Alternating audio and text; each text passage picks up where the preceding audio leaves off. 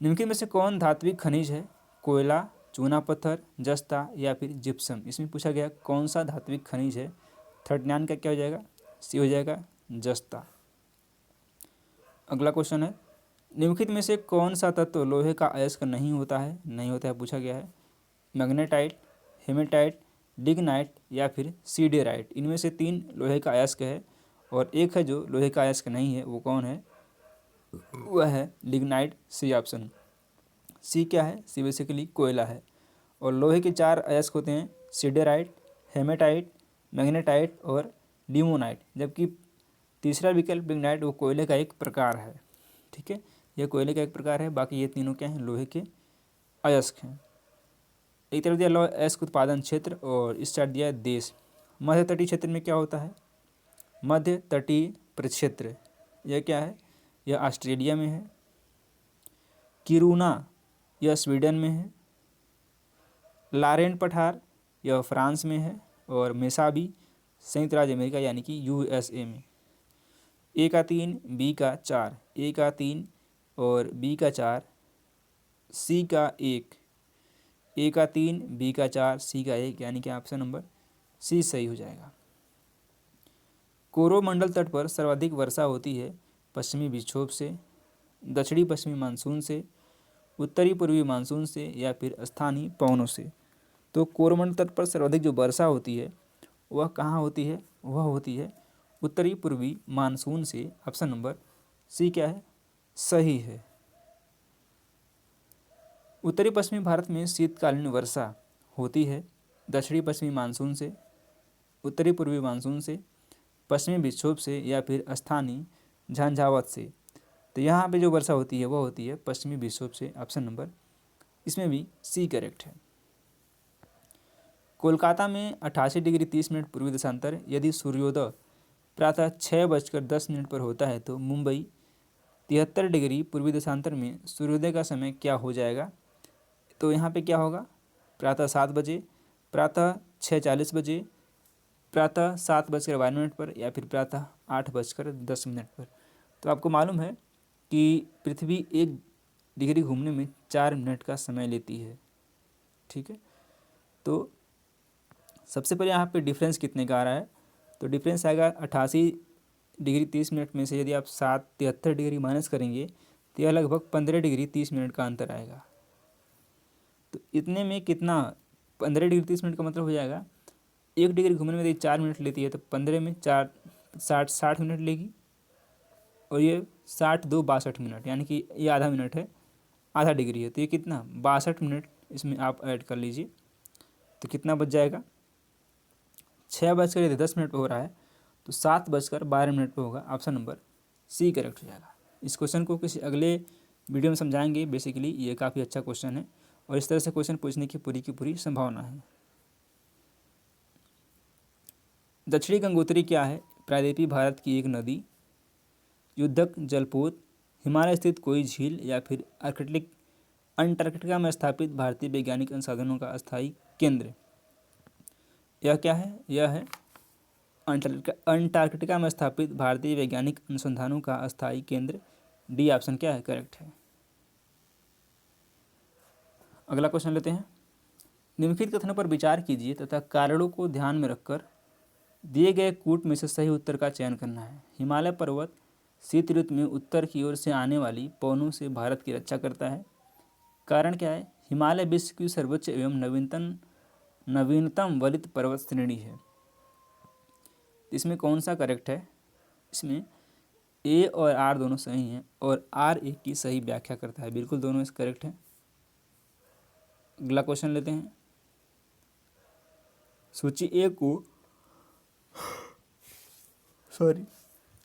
को सूची 2 से मिलाना है। एक तरफ दिया है झील और दूसरी तरफ दिया उसके राज्य।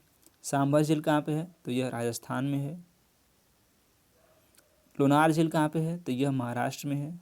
लोनार झील महाराष्ट्र। पुलिकट झील यह तमिलनाडु में है और नौकुचिया झील यह उत्तराखंड में है। सॉरी, ए का 3, बी का 4, ए का 3, बी का 4 ऑप्शन नंबर डी में दिया गया है और डी ऑप्शन क्या है? करेक्ट हो जाएगा। अगला क्वेश्चन लेते हैं। भारत में किस राज्य में सर्वाधिक खनिज संसाधन पाए जाते हैं? बिहार, झारखंड, मध्य प्रदेश या फिर पश्चिम बंगाल। तो भारत में सबसे ज़्यादा जो खनिज संसाधन पाए जाते हैं वह पाए जाते हैं झारखंड में। बी ऑप्शन सही है। पश्चिमी घाट को किस राज्य से पुकारा जाता है, किस नाम से पुकारा जाता है? शिवालिक श्रेणी, विंध्याचल श्रेणी, सह्याद्री श्रेणी या फिर अजंता श्रेणी। तो किस नाम से बुलाते हैं? इसको बुलाते हैं सह्याद्री श्रेणी के नाम से। सी ऑप्शन करेक्ट है। भारत की केंद्रीय देशांतर रेखा है 82.5 डिग्री पूर्वी, 85 डिग्री 30 मिनट पूर्वी, 87 डिग्री 30 मिनट पूर्वी या फिर 90 डिग्री 30 मिनट पूर्वी। तो कितनी है भारत की देशांतर रेखा, केंद्रीय देशांतर रेखा? यह है 82.5 डिग्री पूर्वी। ये ऑप्शन सही है। भारत की सबसे बड़ी खाड़ी कौन सी है? खंभात, मन्नार, कच्छ या फिर बंगाल की खाड़ी। सबसे बड़ी खाड़ी कौन सी है? यह बंगाल की खाड़ी है। आपको भली बात ही पता है। मणिपुर राज्य की राजधानी क्या है? शिलांग, कोहिमा, ईटानगर या फिर इम्फाल। तो मणिपुर की राजधानी क्या है? यह है इम्फाल। डी ऑप्शन करेक्ट हो जाएगा। जबलपुर नगर किस नदी के किनारे पर स्थित है? गंगा, यमुना, नर्मदा या फिर गोदावरी। तो यह स्थित है नर्मदा किनारे। सी ऑप्शन करेक्ट है। हिमालय पर्वत की उत्पत्ति किस काल में हुई थी? टर्शियरी, कार्बोनिफेरस, पैरोजोइक या फिर मेसोजोइक। तो यह हुआ था टर्शियरी युग में। ए ऑप्शन करेक्ट है। चलिए, उम्मीद करते हैं सेशन पसंद आया होगा। पसंद आए तो वीडियो को लाइक करें और चैनल को सब्सक्राइब कर लें। धन्यवाद। टेस्ट में निम्नलिखित में से किसकी माप की जाती है? माध्य विचलन, गुडनेस ऑफ फिट, प्रवृत्ति या फिर परिवर्तन। तो किसका माप किया जाता है काई स्क्वायर टेस्ट में? यह क्या जाता है गुडनेस ऑफ फिट की। बी वाला ऑप्शन हमारा क्या है? करेक्ट है। निम्नलिखित में से लद्दाख में किस तरह की वनस्पति पाई जाती है? सदाबहार, शंखवाकार दवा, झाड़ियाँ, पतझड़ वन या फिर छोटी घास। तो लद्दाख की बात हो रही है तो लद्दाख में सदाबहार, शंखवाकार दवा के रूप में क्या पाई जाती हैं? वनस्पतियाँ पाई जाती हैं और ए वाला ऑप्शन हमारा करेक्ट है। भारत के किस राज्य में जाड़े की ऋतु में सर्वाधिक वर्षा होती है? जाड़े की ऋतु में बोल रहा है केरल, तमिलनाडु, आंध्र प्रदेश या फिर कर्नाटक में।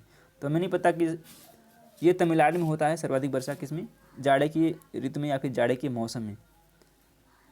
और यह अक्टूबर से नवंबर के बीच में सबसे ज़्यादा वर्षा होता है यहाँ पे, अक्टूबर से नवंबर के बीच में तमिलनाडु में। निम्नलिखित राज्यों के वन क्षेत्र का कुल क्षेत्रफल के प्रतिशत के संदर्भ में क्रम क्या है? नीचे दिए गए कूट की सहायता से उत्तर देना था। अरुणाचल प्रदेश, महाराष्ट्र, उड़ीसा या फिर गुजरात। वन क्षेत्र के आसपास जो भी जाते हैं 44 का ACBD, यानी कि पहला क्या है? पहले आपका अरुणाचल प्रदेश है, फिर उड़ीसा है, उसके बाद महाराष्ट्र है, फिर लास्ट में गुजरात है। तो ACBD सी वाला ऑप्शन हमारा करेक्ट है। निम्नलिखित नदियों में से कौन सी एक लद्दाख एवं जास्कर पर्वत श्रेणियों के मध्य में प्रवाहित होती है? चिनाब, सिंधु, झेलम या फिर सतलज। तो कौन सी प्रवाहित होती है? यह सिंधु नदी है जो लद्दाख एवं जास्कर श्रेणियों के मध्य में प्रवाहित होने वाली एकमात्र नदी है। भारत की तटरेखा की कुल लंबाई कितनी है? ये काफ़ी इंपॉर्टेंट क्वेश्चन है और वनडे एग्जाम में ये क्वेश्चन कई बार पूछा गया है। 3500 किलोमीटर, 6000 किलोमीटर, 8000 किलोमीटर या फिर 9500 किलोमीटर। कितनी है? यह है 6000 किलोमीटर। बी वाला ऑप्शन करेक्ट है। एग्जैक्ट क्या है? एग्जैक्ट है 6100, लेकिन 6100 दिया नहीं है तो इसमें क्या है 6000 आप मान के चलिए। बी वाला ऑप्शन करेक्ट है। पौधों को कितने आवश्यक तत्वों की ज़रूरत होती है? 10, 15, 16 या फिर 20। तो इनको लगभग 16 आवश्यक तत्वों की आवश्यकता होती है। किसको? पौधों को। निम्नलिखित राज्यों में से किसकी सर्वाधिक लंबी तटरेखा है? गुजरात, महाराष्ट्र, केरल या फिर तमिलनाडु। तो सबसे लंबी तटरेखा वाला राज्य इसमें कौन सा है? गुजरात है। ए वाला ऑप्शन हमारा करेक्ट है। और तटीय रेखा वाले राज्य कितने हैं? 9 राज्य हैं। ऐसे करके ये गुजरात, महाराष्ट्र, गोवा, कर्नाटक, केरल, तमिलनाडु, आंध्र प्रदेश, उड़ीसा। 1, 2, 3, 4, 5, 6, 7, 8 और 9 ये भी याद रखना है। निम्नलिखित में से जायद की फसल कौन सी है? चावल, सब्जियां, जूट या फिर मक्का। सब्जियां तो होगा नहीं, सॉरी, चावल, जूट, मक्का और सब्जियां। तो क्या है? सब्जियां हैं जायद की फसल। बी ऑप्शन हमारा करेक्ट है। चेते मिनी क्या है? जाम्बिया में स्थानांतरण कृषि, चिली में खोजा गया एक नया खनिज, न्यूजीलैंड में एक बंदरगाह, या फिर डी एक प्रकार का हार्पून। चेते मिनी क्या है? एक जाम्बिया में स्थानांतरणशील कृषि है चेते मिनी। अब कुछ कुछ नाम और इसके क्षेत्र की बात कर लेते हैं जहाँ पे वहाँ की कृषि को उस नाम से पुकारा जाता है। बात करेंगे चेना बोला जाता है श्रीलंका में, झूम भारत में, लदांग इंडोनेशिया एवं मलेशिया में, मिल्पा मध्य अमेरिका एवं मैक्सिको में, और रोका ब्राज़ील में। ये सारे क्या हैं? ये स्थानांतरणशील कृषि के नाम हैं जो कि डिफरेंट क्षेत्र में इसको जाना जाता है।